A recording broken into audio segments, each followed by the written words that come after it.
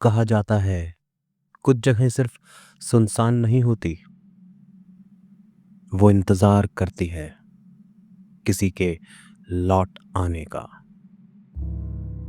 काली हवेली भी ऐसी ही एक जगह थी। जिसने भी वहां कदम रखा वो कभी सामान्य नहीं लौटा। ये कहानी डर की ही नहीं, पश्चाताप की कहानी भी है। कहा जाता है कुछ जगहें सिर्फ सुनसान नहीं होती, वो इंतजार करती है किसी के लौट आने का। काली हवेली भी ऐसी ही एक जगह थी। जिसने भी वहां कदम रखा वो कभी सामान्य नहीं लौटा। ये कहानी डर की ही नहीं, पश्चाताप की कहानी भी है। ये कहानी है रवि की, एक सरकारी मुलाजिम जो कि एक सर्वे ऑफिसर था। उसका ट्रांसफर एक गांव सूरतपुर में हुआ। उसे वहां जमीन के नक्शे अपडेट करने थे और इसी काम के लिए वो उस गांव में आया था। उसी जगह पर एक हवेली खड़ी थी। वो एक सुनसान हवेली थी, वहां कोई नहीं रहता था। दीवारों पर काई जमी हुई थी। कुछ पौधे और झाड़ियां भी उस सुनसान हवेली में उग आए थे। उसके दरवाजे और खिड़कियों के शीशे लगभग टूटे हुए थे। रात की रोशनी में वो ऐसा लगती जैसे कोई पुराना कंकाल हो। रवि रोज सुबह उठकर अपने काम में लग जाता। वो जमीन का सर्वे करता और करते करते आखिरकार वो उस हवेली के आसपास पहुंच गया। गांव वालों ने उसे मना किया कि आप उस हवेली की तरफ मत जाइएगा, लेकिन रवि एक निडर आदमी था। वो हंसा और उसने कहा कि वो कानून से डरता है, किस्से कहानियों से नहीं। और ये कहकर वो हवेली के अंदर जाने लगा। लेकिन कैसे जैसे गांव वालों ने उसे उस दिन रोक लिया और रवि वापस अपने गेस्ट हाउस आ गया। पर रात भर रवि सो नहीं पाया। उसने सोचा कि ऐसा क्या है इस हवेली में जो गांव वाले इतना परेशान हैं। वो रात में उठा और चुपचाप अकेले ही उस हवेली की तरफ निकल गया। चांदनी रात थी।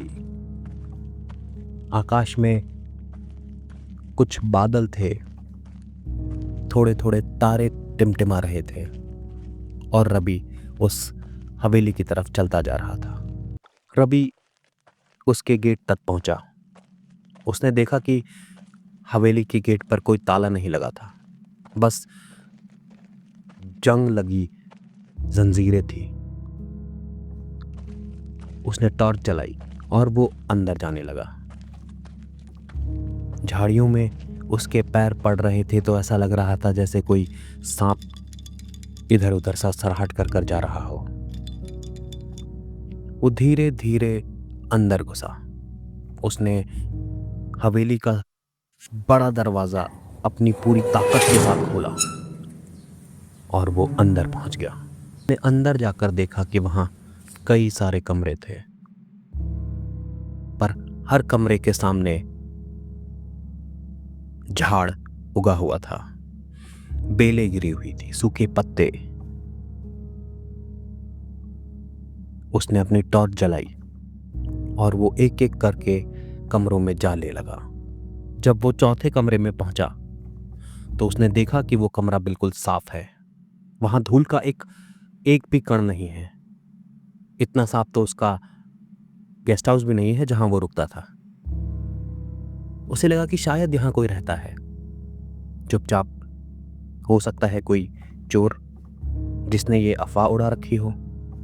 उसने अपनी टॉर्च को दीवारों पर डाला। उसने देखा कि दीवारों पर बच्चों की तस्वीरें थी। वहां पर एक लकड़ी का पालना भी रखा था और हवा के झोंके से लग रहा था कि वो अपने आप झूल रहा है। दीवार पर जो बच्चों की तस्वीरें थी उन पर काली स्याही लगी हुई थी।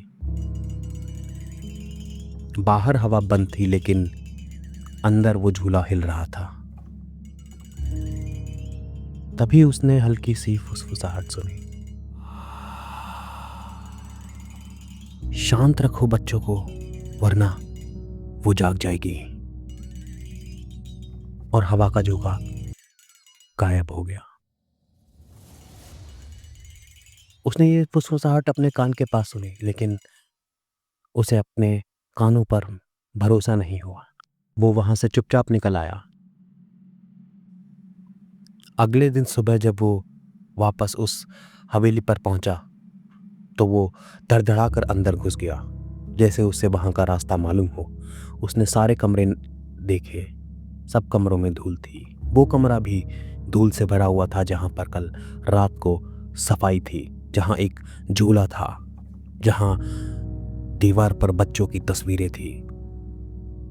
लेकिन अभी वहां कुछ नहीं था। वो कमरों में कुछ चीजें ढूंढ ही रहा था कि तभी उसे एक तहखाने का दरवाजा मिला। जब वो सीढ़ियों से नीचे उतर रहा था तो उसे बहुत सड़ी हुई बदबू आ रही थी, कोई दुर्गंध, जैसे दूध जल जाता हो। दीवारों पर भी किसी छोटे बच्चे के हाथ और पैरों के निशान थे, जैसे कोई बच्चा इन दीवारों पर चला हो। अचानक जमीन के नीचे से एक आवाज आई, वो मेरे बच्चे को ले गया था। रवि ने टॉर्च नीचे फेंकी और देखा जमीन के अंदर किसी की उंगलियां बाहर निकल रही है। वो उंगलियां सड़ चुकी थी मगर हिल रही थी। वो भागने लगा। उसने देखा कि उसकी सीढ़ियां गायब हो रही है। दीवार पर अपने आप लिख गया, हर नक्शे में गलती की सजा तो होती ही है। वो दौड़ता हुआ ऊपर आ गया। उसको पसीने आ रहे थे, उसकी सांस फूली हुई थी। वहां सब कुछ सामान्य लग रहा था। वो एक कमरे में पहुंचा जहां पर सब कुछ साफ साफ था, लेकिन अचानक उसमें टूटे फूटे हर साइज के शीशे दिखने लगे। वो पूरी दीवार शीशों से भर गई और हर एक शीशे पर एक क्रैक था, एक दरार थी। उन शीशों में रवि की जिंदगी दिखाई दे रही थी। किसी शीशे में वो एक बच्चे के समान खेल रहा था, किसी में वो पढ़ाई कर रहा था। उसका जीवन मानो उस पूरे कमरे में चल रहा था। वो आखिरी आईने पर पहुंचा जहां रवि ने खुद को लटकते हुए देखा। वो उस कमरे से बाहर निकल आया। उसने देखा कि पूरी हवेली शीशों में तब्दील हो गई है। कहीं उसका शरीर जल रहा है, कहीं उसका चेहरा गायब हो गया है, और फिर एक आईने के पीछे एक औरत खड़ी थी, अधजली। उसके बाल जमीन तक थे। उसके गोद में एक बच्चा था, वो भी जला हुआ। वो बोली, तूने ये जमीन नापी थी ना, अब तू अपनी कब्र नापेगा। रवि भागने की कोशिश करने लगा, पर उसके पैर मानो वहीं जम गए हों, मानो उस मिट्टी ने उसके पैरों को निगल लिया हो। उसे अब सांस भी नहीं आ रही थी। वो खुद को मरते हुए महसूस कर रहा था, कभी किसी दीवार में गड़ा हुआ या कभी किसी पानी में तैरता हुआ। उसकी चीख बाहर तक नहीं आ रही थी। उसने पूरी ताकत लगाकर चीख मारी और एक दरवाजा खोला। जब वो बाहर पहुंचा तो वहां वो गांव तो था, लेकिन वहां कोई लोग नहीं थे। और दूर से उसी औरत की आवाज सुनाई दे रही थी। वो गाना गा रही थी और अपने बच्चे को सुलाने की कोशिश कर रही थी। अब सब कुछ शांत था। रवि की दुनिया खत्म हो चुकी थी। अगले दिन लोगों ने रवि की लाश को हवेली के बाहर पाया। उसकी आंखें खुली हुई थी, शरीर ठंडा पड़ चुका था, पर उसका चेहरा मुस्कुरा रहा था। उसकी एक हाथ की मुट्ठी बंद थी।